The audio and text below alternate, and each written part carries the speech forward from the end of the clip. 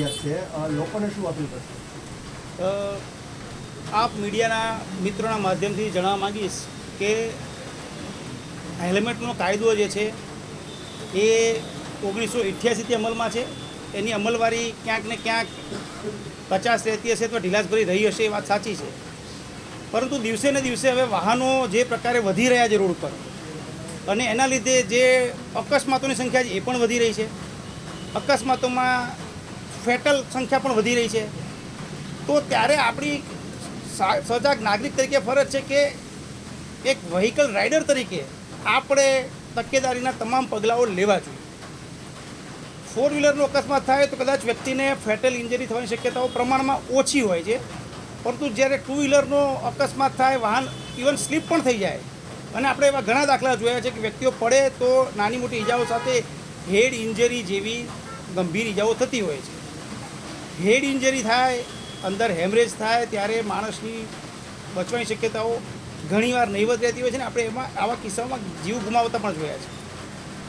એટલે વિવિધ સમયે નામદાર કોર્ટમાં આની પિટિશનો થતી આવી છે.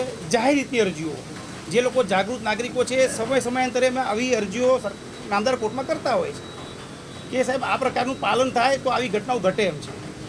અને એના લીધે હવે નામદાર કોર્ટ પણ સજાગ થઈ છે, તંત્ર પણ સજાગ થયું છે. એટલે દરેક જગ્યાએ અત્યારે તંત્ર જે છે એ નાગરિકોને સતત સજાગ કરવાનો પ્રયત્ન કરી રહ્યું છે કે જે કાયદામાં લખેલું છે એનું આપણે પાલન કરીએ, અને પાલન કરીએ એટલે ઓવરઓલ જે લોકોનો જે આપણે જાહેર એનો જીવ બચાવની સંખ્યા છે એ વધી શકે, અને સલામત ટ્રાફિક, સલામત સવારી આપણે થાય. આપણે ઘરેથી કામ પર નીકળીએ, બહારથી નીકળીએ અને ઘરે પરત જઈએ, આપણા ફેમિલી માટે આપણે સહી સલામત પરત પહોંચીએ, એના માટે 4 વ્હીલર હોય કે 2 વ્હીલર હોય, જે સલામતીના ધારાધોરણ છે એને આપણે અપનાવીએ. આ જ નિયમની વાત છે. આપણા રાજકોટ શહેરમાં એ અમલવારી આપણે આજથી ચાલુ કરી છે. આપણે જોઈ રહ્યા છીએ રોડ પર કે ઘણા સજાગ નાગરિકોએ હેલ્મેટ પહેરવાનું શરૂ પણ કરી દીધું છે. મને એ પણ વિશ્વાસ છે કે આ એક દિવસનો કાર્યક્રમ નથી. લોકોમાં જેમ જેમ અવેરનેસ આવશે એમ એની સંખ્યા વધશે. આજે 10% હશે, 6 મહિનામાં એ ફોલો કરનારની સંખ્યા 20% પહોંચશે, પછી 30% પહોંચશે. અને એવો પણ સમય આવશે કે લગભગ રાજ્યના, આપણા શહેરના તમામ નાગરિકો આ નિયમ જે છે હેલ્મેટના સુખાકારી નિયમ એનું પાલન કરતો થઈ જશે એવો મને પૂરો વિશ્વાસ છે. પતિ પત્નીને નાછડ હેલ્મેટ પહેરવું તો એટલે અમુક સિચ્યુએશન છે પ્રેક્ટિકલ પોલીસ જોશે ને. એ આમ તો કાયદો તો એવું જ કહે છે કે આગળના રાઇડર અને સહ રાઇડર એ બંને માટે હેલ્મેટ ફરજિયાત છે. બેની વચ્ચે નાનું બાળક હશે તો એના માટે જરૂરી નથી, પણ આગળ કોઈ પુરુષ કે સ્ત્રી ચલાવી રહ્યા છે, પાછળ 12 વર્ષ 15 વર્ષ સુધીનું બાળક જે સામાન્ય રીતે સ્કૂલમાં જઈ શકે એવું હોય તો એના માટે પણ હેલ્મેટ ફરજિયાત છે. એમાં ડરવાનો તો કોઈ પ્રશ્ન નથી. આ એક આદતની વસ્તુ છે.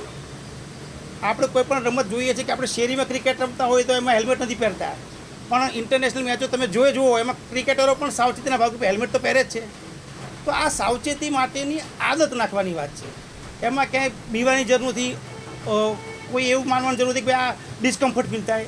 એ થોડોક ટાઈમ હોય, થોડોક ટાઈમ આપણે આદત આવી જ જાય. હેલ્મેટ વિરોધી સમિતિ કહી રહી છે કે ડરતા નહીં, 500 રૂપિયા ન ભરતા અમે ફ્રીમાં કેસ લઈશું. એ સમિતિનો અધિકાર છે, એ નાગરિકોની બનેલી સમિતિ છે, એમને વિરોધ કરવાનો અધિકાર છે. હું તો એટલું જ કહીશ કે સમિતિ પોતે પણ 500 રૂપિયા તો લેવાની જ છે, તો અમારી પાસે સમાધાન શુલ્ક પણ 500 રૂપિયાનું છે. આપ કદાચ કોઈ પણ કારણ સંજોગવશાત માનો કે હેલ્મેટ વગર નીકળ્યા છો તો પોલીસ પાસે સમાધાન શુલ્ક પણ 500 રૂપિયાનું છે, તો આપ ત્યાં ભરીને જ કેસ પૂરો કરી શકો છો. આપણી સમિતિ એમ કહે છે અમે 500 રૂપિયામાં તમારો કેસ લડી આપીશું, 500 રૂપિયા એ પણ માંગી રહ્યા છે.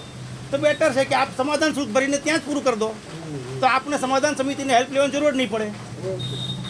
સાહેબ, અમુક લોકો કહી રહ્યા છે કે 500નો દંડ જે છે એના કરતાં લોકોને પોલીસ જ હેલ્મેટ આપે તો શું થશે? આપ મીડિયાના માધ્યમથી જણાવીશ કે આપને કદાચ ખ્યાલ જ હશે કે પોલીસે ઘણા દાતાઓની મદદથી લગભગ રાજકોટ સિટીમાં 3000થી પણ વધુ હેલ્મેટ સ્પોન્સર કર્યા છે. અલગ અલગ જગ્યાની વહેંચણી પણ કરેલ છે, અને અમે હજુ પણ પ્રયત્ન કરી રહ્યા છીએ કે અમને સારા સ્પોન્સર મળશે તો અમે હજી પણ હેલ્મેટ આપવાના છીએ. હેલ્મેટ ખૂબ સારી સંખ્યામાં આપણે વેચ્યા પણ છે અવેરનેસના ભાગરૂપે.